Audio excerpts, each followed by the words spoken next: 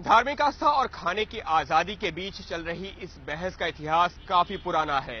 अधिकांश हिंदू गाय और बैल को पूजनीय मानते हैं, लेकिन सवाल ये उठता है कि क्या हिंदुओं में हमेशा ही गाय और बैल को पूजनीय माना जाता रहा है? और सवाल ये भी उठता है कि क्या हिंदुओं में कभी भी गोमांस खाने का रिवाज नहीं था? लेकिन the myth of Holi cow नाम की किताब लिखने वाले इतिहासकार D.N. झा के मुताबिक ये धारणा बिल्कुल गलत है कि हिंदू कभी गौमांस नहीं खाते थे। उनके मुताबिक वैदिक काल में न सिर्फ गाय और बैल की बलि दी जाती थी, बल्कि खास मौकों पर गौमांस खाया भी जाता था।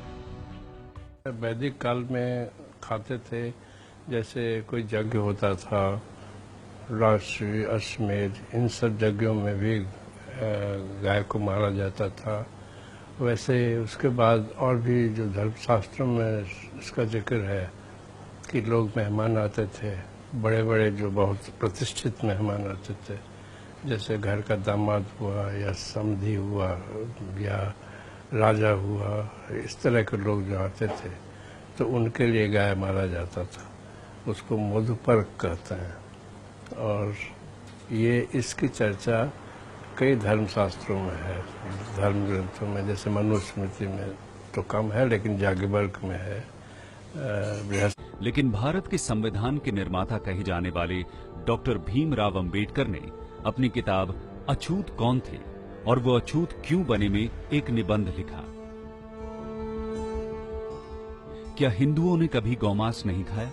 इस निबंध के मुताबिक वेदों में गाय को पवित्र जरूर कहा गया है, लेकिन साथ ही गाय की बलि और गौमांस खाने के प्रमाण भी मौजूद हैं।